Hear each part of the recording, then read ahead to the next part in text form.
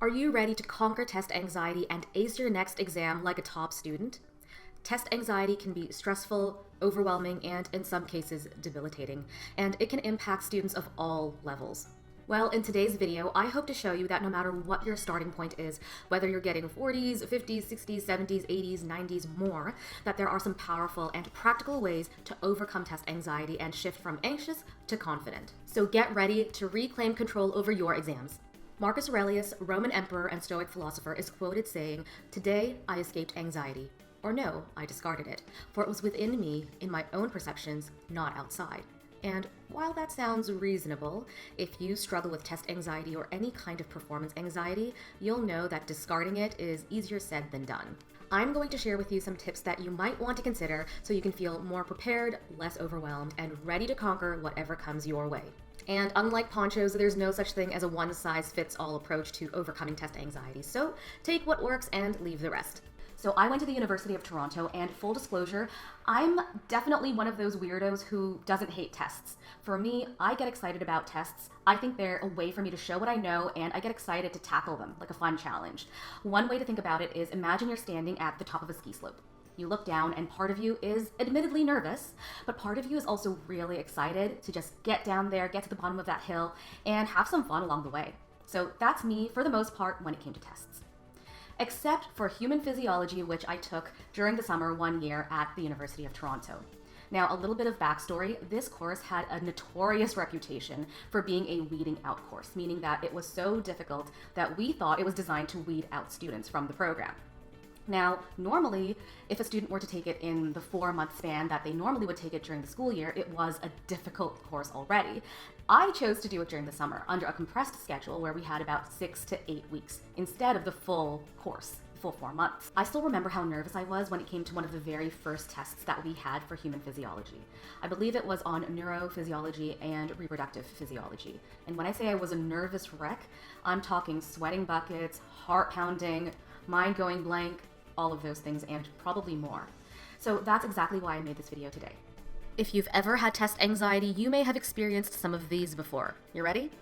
Profuse sweating, a rapid heart rate, upset stomach, foggy or cloudy thinking, trouble concentrating, disruptions in memory or information recall, procrastination, feelings of hopelessness, and negative thinking, among others. Whew, proud of myself for getting that done in one breath. For example, you may have caught yourself thinking, I studied for this test, but why do I feel so unprepared? Or I'm totally going to mess this up. Or what if I forget everything and bomb my final exam? So I'm wondering, have you ever felt nervous about a test before? And what subject do you hate most? Share it in the comments. I'd love to know.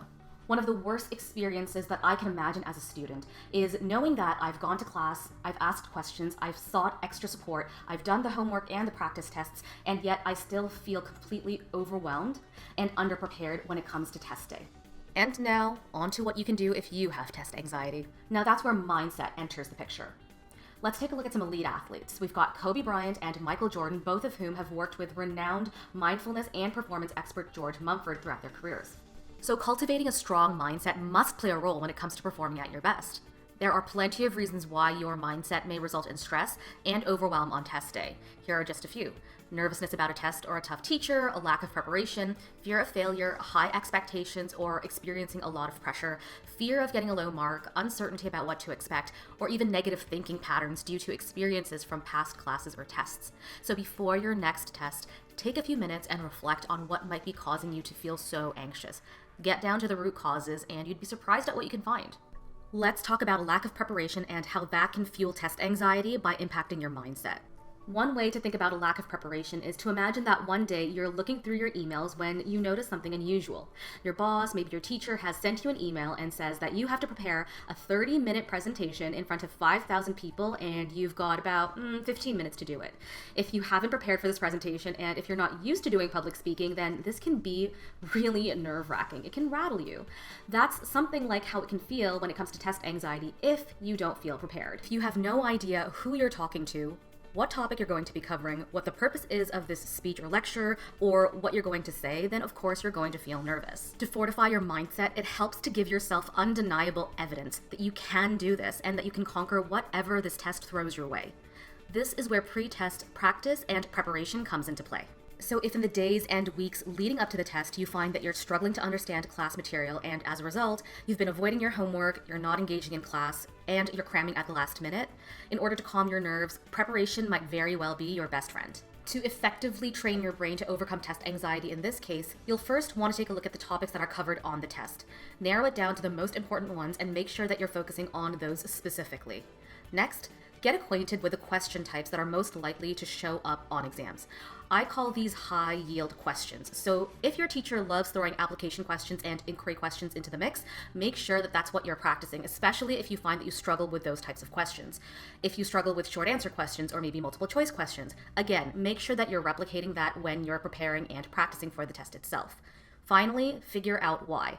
What I mean by that is understand the why behind the steps that you're taking. So if in order to get the answer you need to do A, B, C, and D, rather than memorizing the steps, understand the reason behind the steps, the why behind the steps. This will help you address any novel situations or novel problems that you haven't seen before, and will help you feel more prepared come test day. Thanks so much for tuning in. If you found this useful at all, please consider sharing, liking, or subscribing for more study, career, and wealth tips. Until next time, see you!